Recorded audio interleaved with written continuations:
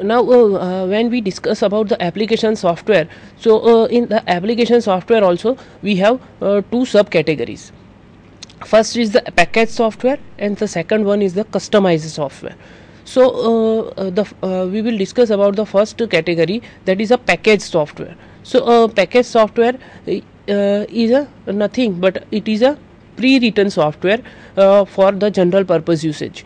Some software developer company will develop some general purpose software which will be used by the user in to solving for their general purpose problems. And the such example of the package software is the our Microsoft Office. So Microsoft Office is a bunch of software.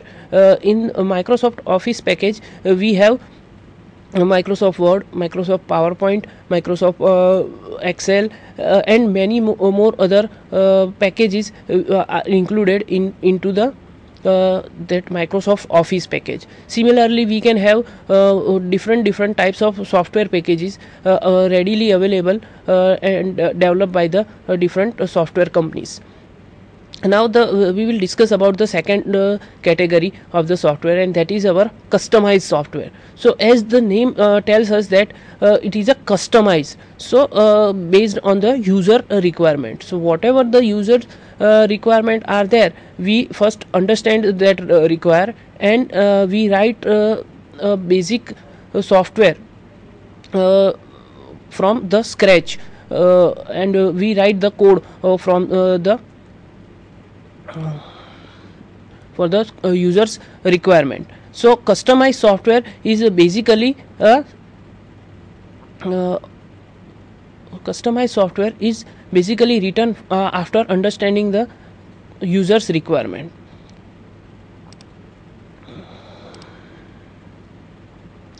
Now the figure illustrates that application software has been installed on the system software, and system software will handle the hardware.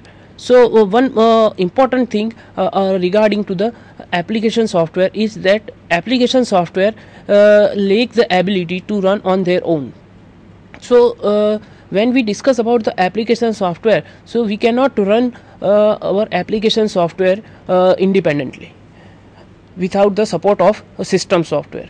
So first we have to load the application software on the system software, and then we can run our application software. So here the figure illustrates that our application software has been installed on system software, and then system software will run our application software with the usage of hardware platform available for the system software.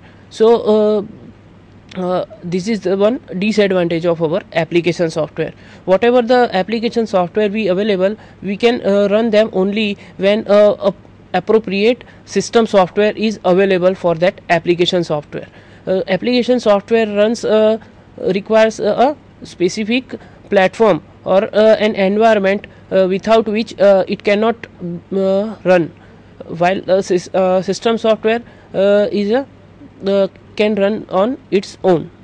So it is a independent, while application software is a dependent on system software.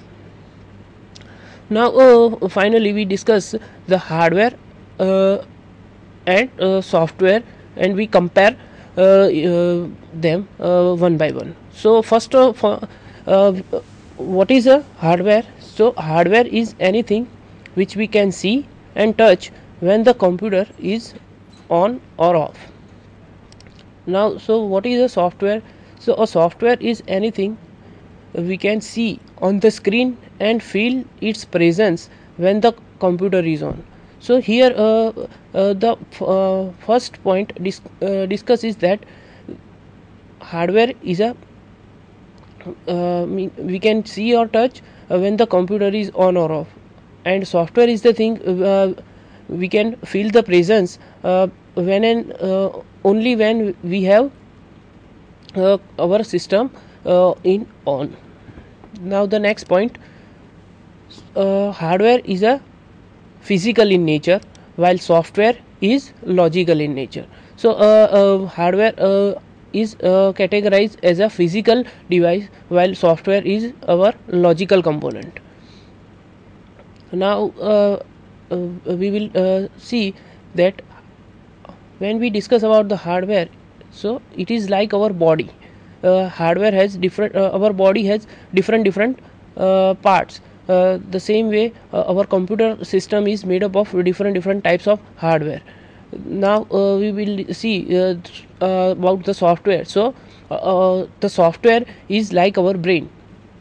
So when we discuss about the human body, so it is the brain that will control all our body, and it also controls the different parts of our body, and also manages the functionality between the different organs available inside our human body.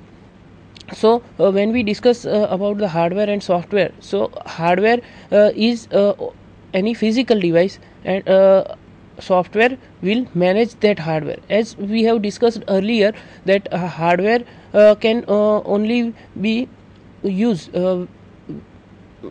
when we have the appropriate software to control that hardware. So software is a adds the life to the hardware. Without the software we cannot use hardware. Now we will see some more points on hardware and software. So a hardware wears out of time. So as the time passes away, hardware wears out of time. So it is of no use after some time duration, while software doesn't wears out of time. We can use the software for a long duration as compared to the hardware. Now next point in the hardware is it does not require the regular updates. So when we have installed any hardware in our system, so it is the final product of any hardware component, and it is not necessary to upgrade regularly. Now for the software, so software requires regular updates, because in any software some bugs are there. So to remove their bug, the software company issues the different updates for particular software. So we have to update the software for better functionality. Now the hardware is infrequently changed compared to the software and data.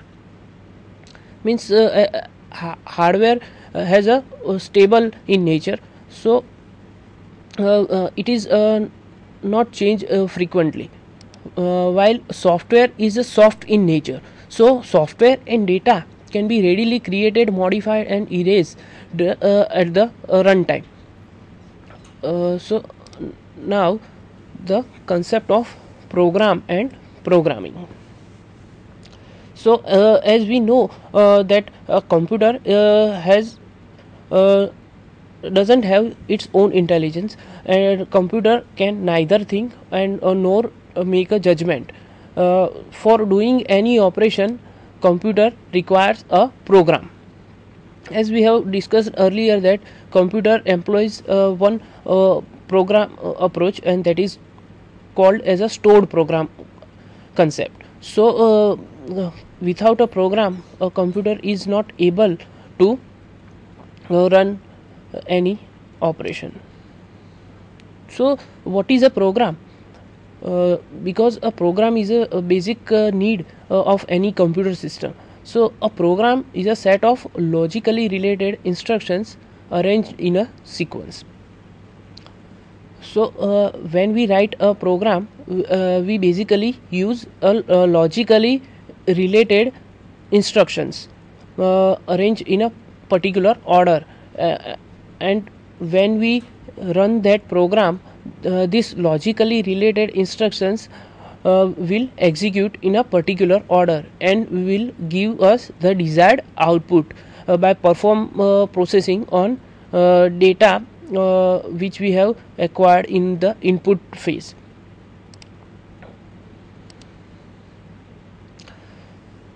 We have discussed about the program. Now for when we write any program, so the process of writing a program is called a programming. When we discuss about a program, so the term programming is also comes there with the program. So the program and programming are related terms. So the process of writing a program is called programming, and to write a program we need a programming language. So to write a program we need a programming language. So a programming language is the similar to our mother language or any other language we use in our routine life. Every language has some grammar for making a sentence to use the particular language. So a programming language is a set of instructions in a language understandable to the programmer and recognizable by a computer. So when we discuss about the programming language, so I think it is not but a set of instructions in a language. So we write any program using similar instructions in a logically interrelated and a particular sequence. And every programming language has its own grammar. Based on that grammar we write different programs which will help us in carry out a particular operation. So programming language is similar to our daily usage language. Now the different levels of programming languages.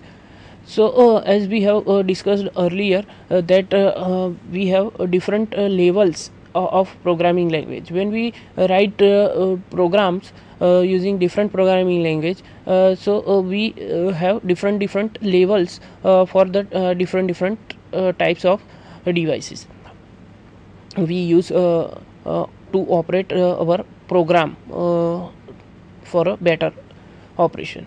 So first level in our programming language is the high level language. So basically a high level means it is used to write the application program. So when we write application program, so it is necessary to use the high level language. Now the next category is the middle level language. So middle as the name suggests that it is a middle level language. So middle level language we will generally use for writing application and system software. So it is the intermediary between a high level language and a low level language, and it is used for writing a system as well as application software both. Now the next category is our low level language. So low level language is basically used to write the system program only, and it is a low level is considered in written in a machine language, while high level language is written in a human readable format.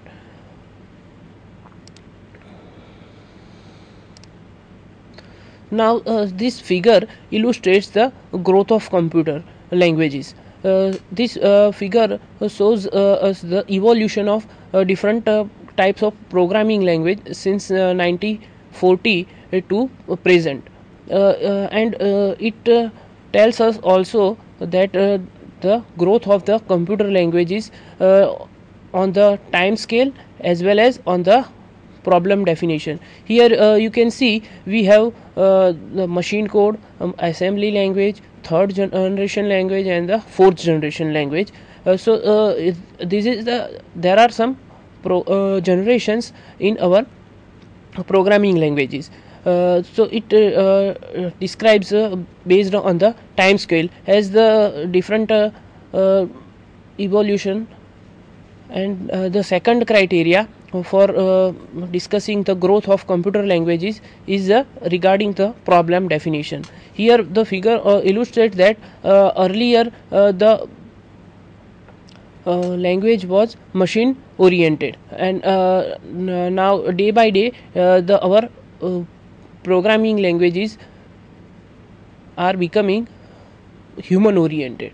So the earlier language at the starting of the evolution was totally machine oriented, but nowadays whatever the programming languages are used for writing programs are totally human oriented. So and the code of the program are written in a human understandable format. So it is now we will discuss the every level of languages in more detail. Now the low level language. So low level language is closer to the native language of the computer. As we all know that computer can understand only a binary language, and that is the language of zeros and ones. So when we discuss about the low level languages, so it is a language that is very close to the native language of our computer, and that is a binary. Now when we discuss about the low level languages, so it has two subtypes. First type is the machine language, and the second is the assembly level language. Now we will see the first category of machine language. So a machine language is a sequence of instructions written in form of a binary numbers consisting of ones and zero. As we have discussed that low level language is very closer to the native language of our computer system, and machine language is a one of the subtype of our low level language. So when we write any program in machine language, so it is not but a sequence of instructions written in the form of binary numbers. So whatever the instruction we write in the machine language program, it is in the form it is consisting ones and zeros only. Machine level language are generally referred as a machine code. So whatever the code written using a machine language is also known as a machine code.